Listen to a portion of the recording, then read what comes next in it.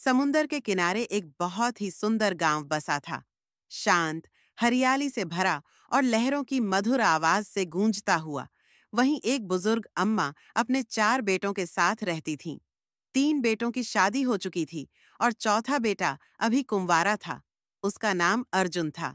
अर्जुन कोई नौकरी नहीं करता था, लेकिन घर का सारा काम वही संभालता था। वह अपनी माँ का सबसे बड़ा सहारा था। गायों की देखभाल, घर की सफाई, आंगन की व्यवस्था, यहाँ तक कि रोज सुबह नारियल के पेड़ों पर चढ़कर नारियल तोड़ लाना भी उसी का काम था। और कभी-कभी वह खुद भी एक नारियल तोड़कर मीठे पानी का आनंद लेता। घर की तीनों बहुओं में से जो बीच वाली थी, सुमन, अर्जुन के सबसे करीब थी।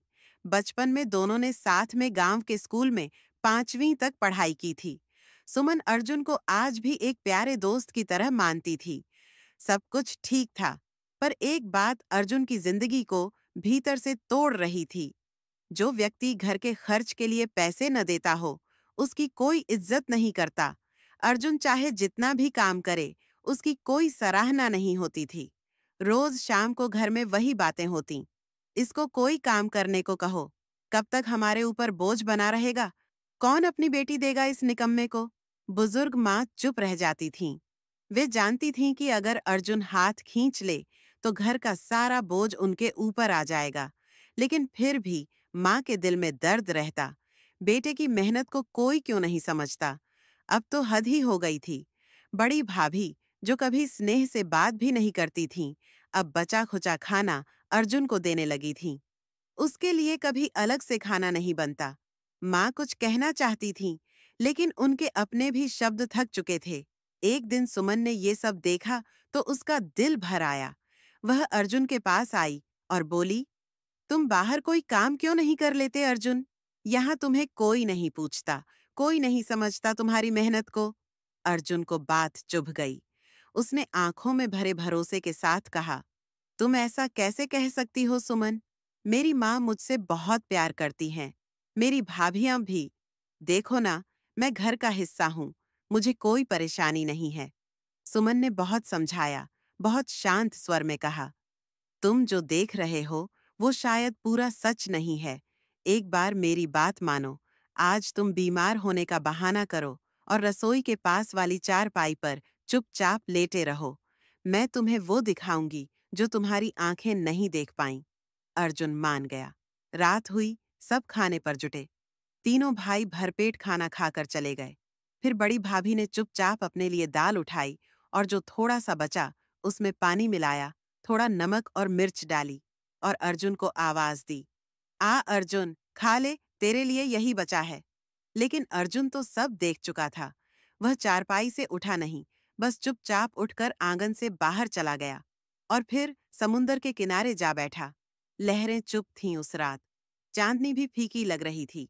अर्जुन की आंखें नम थीं, लेकिन दिल अब साफ था। अब उसे अपने लिए एक नई राह बनानी थी। एक दिन बीत गया, फिर दूसरा, फिर तीसरा, लेकिन अर्जुन वापस नहीं आया। बुजुर्ग माँ दिन भर गांव भर में घूमती रहीं। हर द्वार पर जाकर बस एक ही सवाल पूछती, क्या तुमने मेरे अर्जुन को कहीं देखा है?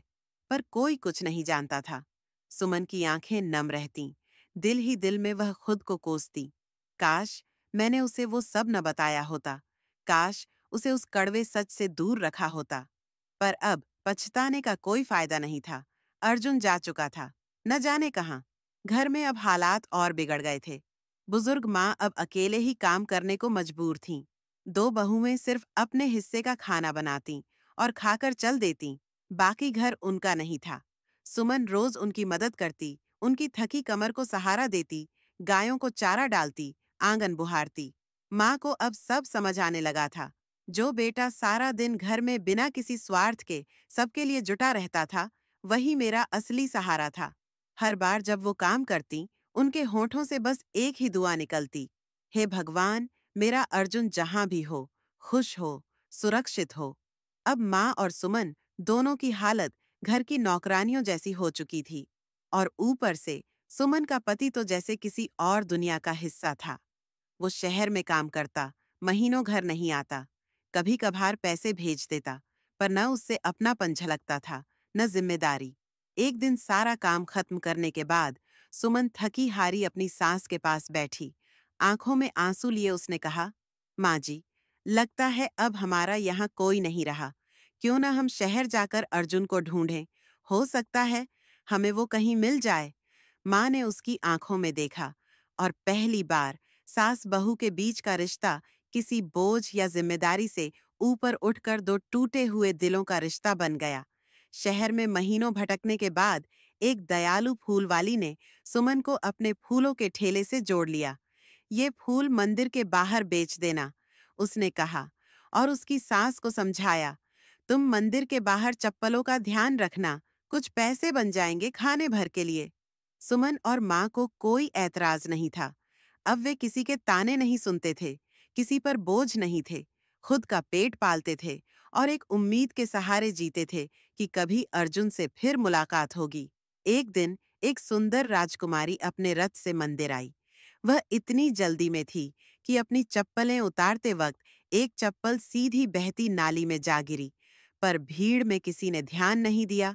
राजकुमारी दर्शन कर लौटी तो चप्पल नदारद। गुस्से से तमतमाई उसने बुजुर्ग माँ पर चिल्लाना शुरू कर दिया, जरूर तुमने मेरी चप्पल चुराई है, औरत होकर भी चोरी। भीड़ जमा हो गई। बुजुर्ग माँ कांपने लगीं, रोते हुए बोलीं, बिटिया, हमने कुछ नहीं किया, हम तो बस रोज की तरह यहाँ बैठे हैं। राजा की सवारी उसी वक्त वहां से गुजर रही थी। हंगामा सुनकर रथ रुका। राजा ने अपने सबसे भरोसेमंद सलाहकार को बुलाया और कहा, जाओ पता लगाओ क्या चल रहा है। भीड़ को चीरते हुए जब वो सलाहकार सामने आया तो सुमन और माँ की आंखें फटी की फटी रह गईं। वो कोई और नहीं, अर्जुन था, राजसी पोशाक में, गरिमा के साथ, पर आंखों में वही पुरानी मासूमियत। अर्जुन ने भीड़ को देखा, माँ को देखा। एक पल को जैसे समय ठहर गया। फिर वह आगे बढ़ा, सीधे नाली के पास गया और उसमें से राजकुमारी की चप्पल निकाल ली। वह राजकुमारी की ओर मुड़ा, चप्पल थमाई और एक ही बात कही, राजकुमारी जी, दोष लगाने से पहले जांच कर लेनी चाहिए। राजकुमारी झेंप गई। फिर अर्जुन अपनी माँ के पास आया, जमीन पर झुका और उनके पांव छू लिए। माँ, आप यहाँ कैसे? माँ कुछ कह न सकीं। आंखों से झरझर आंसू बह निकले। सुमन दौड़ कर आई और अर्जुन को गले लगा लिया। देखा, मैंने कहा था ना, एक दिन हम तुझे ढूंढ ही लेंगे। आगे की कहानी जानना चाहते हो तो हमारे चैनल को सब्सक्राइब करो।